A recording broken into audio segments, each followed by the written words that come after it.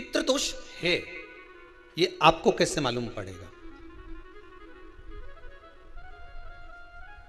पितृ भूखे हैं इसका तो वर्णन हमने पहले कर दिया कि रात्रि को जब आप सोने के बाद में 1-1.5 घंटे बाद अगर आपकी नींद खुल जाए, 1 घंटा 1.5 घंटा आप सो लिए, उसके बाद जो नींद खुली तो 1-1.5 घंटे तक अगर आपको नींद नहीं आ रही है, रात्रि को सोने के बाद में 1 घंटे बाद जब उठे तो आपको प्यास लग गई, भूख लगने लगी, प्यास लगने लगी कि मेरे को पानी पीना पड़ेगा, घबराहट हो रही, पानी पीना पड़ेगा। 1-1.5 घंटे सोने के बाद अचानक नींद खुले और आपको प्यास लगे, समझ लेना आपके पितृ भूखे हैं और प्यास है।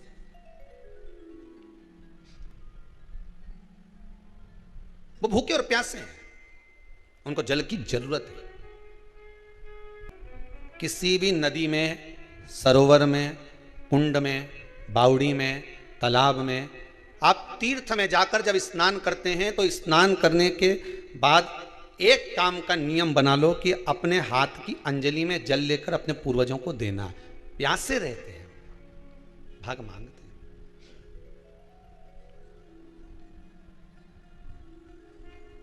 भाग प्राप्त करना। 3 वृक्ष पितरों के तुल्य हैं। नैमिषारण्य की कथा में भी कहा था 3 वृक्ष पितरों के तुल्य हैं। पहला पीपल, दूसरा बट वृक्ष, तीसरा बेलपत्र का वृक्ष। ये पितरों के तुल्य हैं। अगर आपको रात्रि में नींद नहीं आ रही है, ऐसा लगता है कि रात्रि को 1 घंटा 1.5 घंटा सोने के बाद कुछ गलत गलत विचार आने लगते हैं, नींद सुबह 3 बजे तक 4 बजे तक नहीं आती, 4 बजे के बाद फिर नींद आती है, तो एक प्रैक्टिकल जरूर कर देखना। एक प्रैक्टिकल करने में क्या जाता है, प्रयास करने में क्या कुछ जाता है क्या? प्रैक्टिकल कर देखना कि कहीं सियोर वाला महाराज झूठ तो नहीं बोल रहा, तो प्रैक्टिकल करने में कुछ नहीं जाए। 1 लोटा पानी लो, उसमें थोड़ा सा कच्चा दूध डाल लीजिए, श्राद्ध पक्ष चल रहा है, बेलपत्री का पेड़ या पीपल का पेड़ या बट का पेड़, इन पेड़ के नीचे ले जाकर उस दूध को दोपहर में सुबह 10 बजे से लेकर 12 बजे के बीच में ले जाकर चढ़ा दीजिए। रात्रि को फिर ना आपको प्यास लगेगी ना भूख लगेगी, नींद एक बार लगी तो सुबह ही खुलेगी। प्रैक्टिकल करने में क्या जाता है? पानी डालने में तुम्हारा कुछ जाएगा? अरे बोलो तो सरी, हमें 10 रुपया का दूध जरूर उसमें, और तुम इतनी चतुर हो, इतना सारा दूध थोड़ी डालोगी, तो 2 चिल्ली का डालोगे। कहाँ तुम इतना डालने वाली हो है?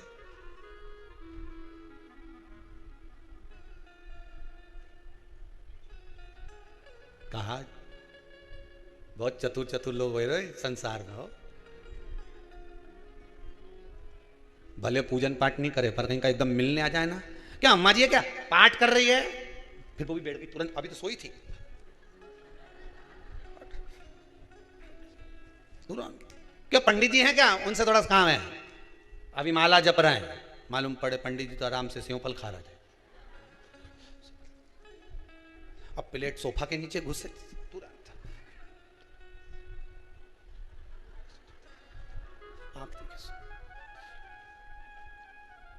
प्रैक्टिकल करने में क्या जाता है, कुछ भी नहीं बिगड़ेगा, ये तो बस जल डालोगे तुम्हारा ही कुछ अच्छा हो सकता है, बाबा की कृपा है।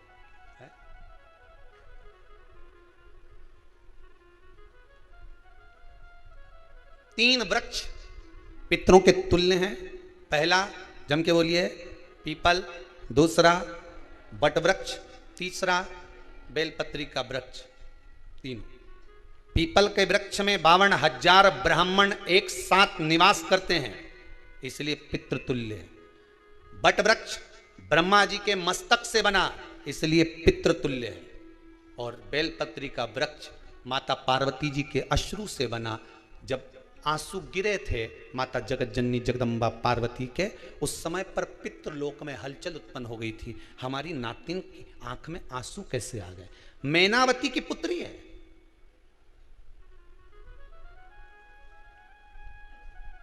पितरों की नातिन, इसकी अश्रु कैसे गिर गए।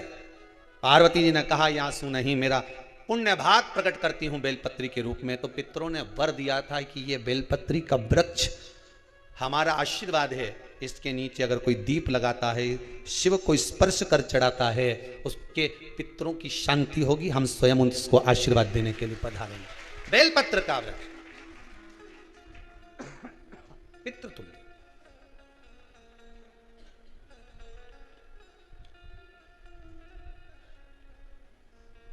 तो रात्रि को अगर भूख लग रही है, प्यास लग रही है, तो पितृदोष है।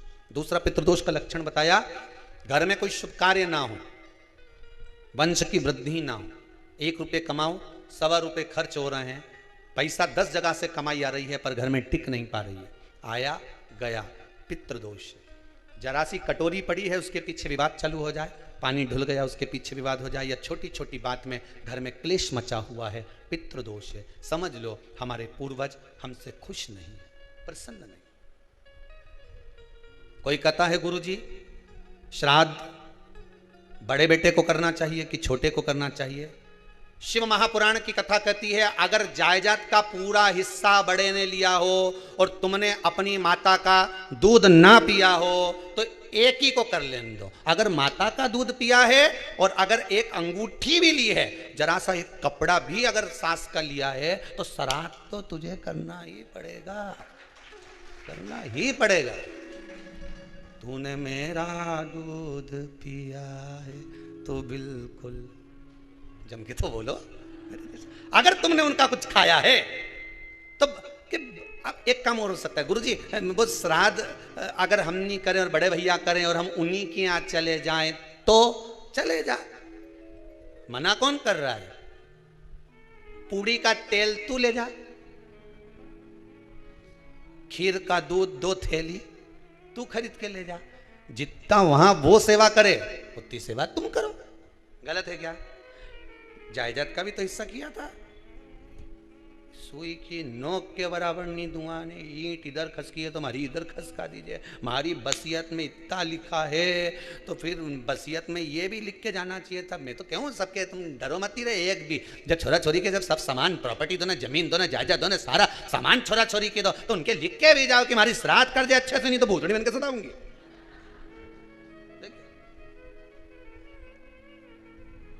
श्राद्ध करो। कितना दिया तुमको? बोलो ईमानदारी से बोलना, कितना दिया? ढेरों। और एक बात बहुत अच्छे से कहूंगा, आप लोगों के जीवन में उतरे। अगर मायके में भाई, मायके में भाभी, मायके के लोग अगर आपके माँ बाप का श्राद्ध नहीं करते हैं तो बेटी भी अपने माता पिता का श्राद्ध कर सकती है। उसने भी दूध पिया है अपने माता पिता का, पर वो श्राद्ध का भोजन कौन कराएगा? बेटी का पुत्र हो, बेटी की पुत्री हो, वो कराए। और नाम वो नाना नानी का ले ले, करे। अगर वो नहीं कर रहे हैं, वो नहीं संभालते, वो नहीं जानते, तो आप करो, वो करे। 2 भाग होते हैं।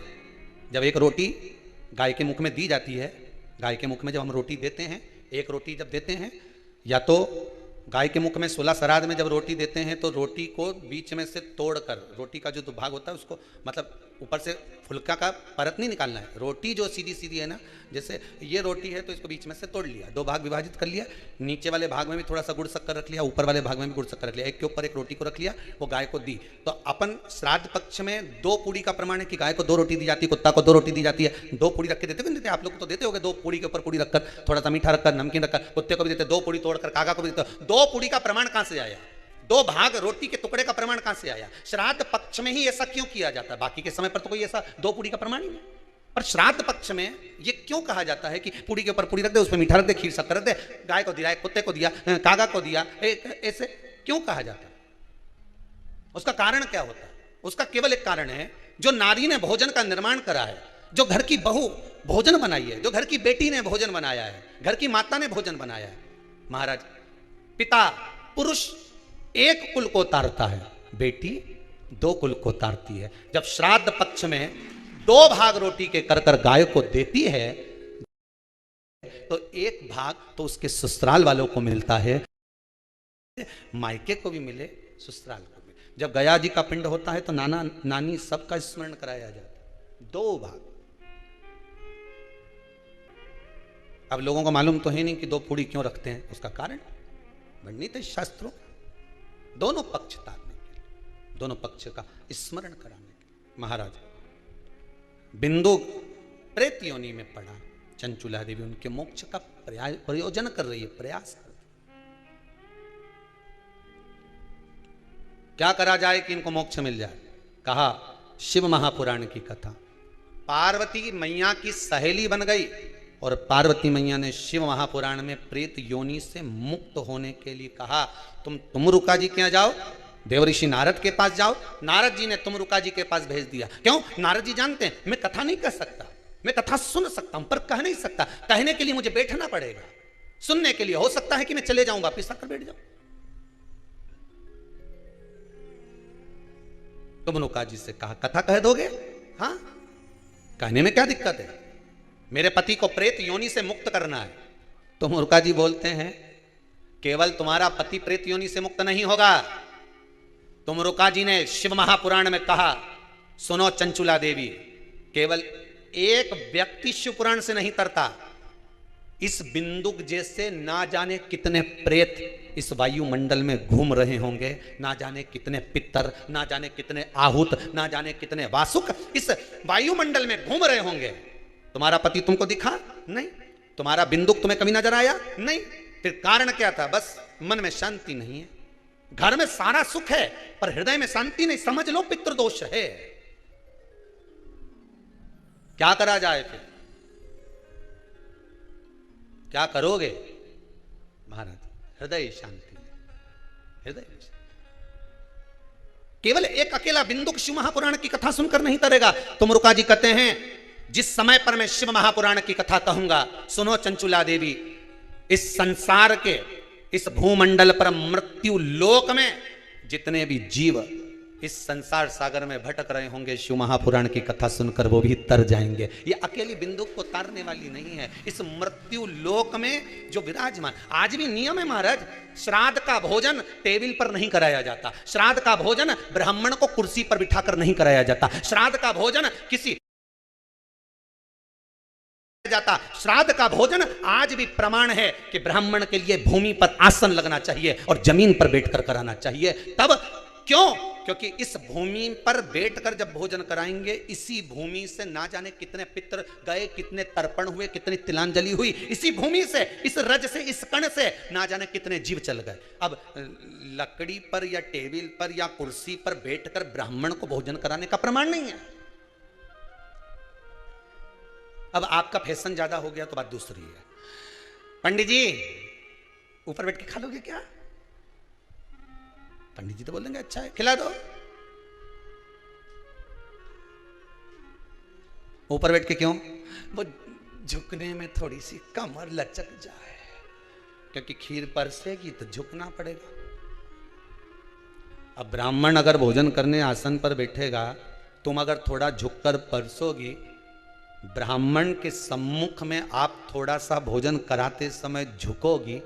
जरा विचार करिए, यशोदा मैया के घर में संतान नहीं थी, यशोदा जी श्रावण के महीने में श्रावणी करने आए हुए ब्राह्मण को मात्र खीर परोसने के लिए गई थी।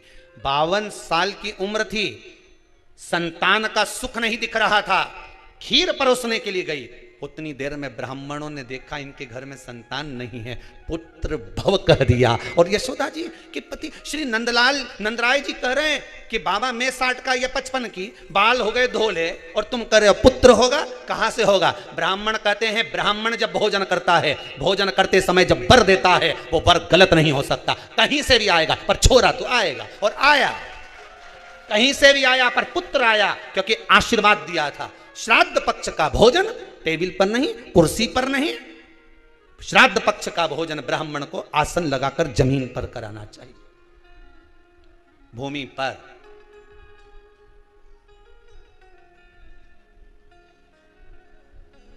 अब आजकल के ब्राह्मण भी थोड़े नीचे, अगर हम टेबल पे ही जिम लें तो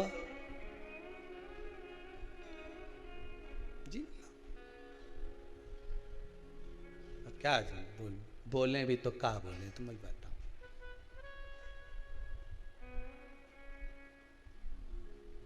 थोड़ा सा भाग भूमि का हो महाराज, तर्पण तिलांजलि सब भूमि पर। हम तो जो जजमान हवन करने के लिए भी जो जजमान लोग नाम लिखाए हैं पितरों के लिए, तो हम उनको भी कहते हैं कि कुर्सी पर बैठकर आहुति छोड़ने से अच्छा है आप बैठो मनानी पर, पहले सबसे पहले भूमि पर 10 मिनट बैठो, पर बैठकर आहुति छोड़ो। उसके बाद भले आप स्टूल लगाओ, कुर्सी लगाओ, आपकी मर्जी, पर 10 मिनट 5 मिनट तो आप भूमि पर बैठो उन जीवों के लिए, उन जीवों के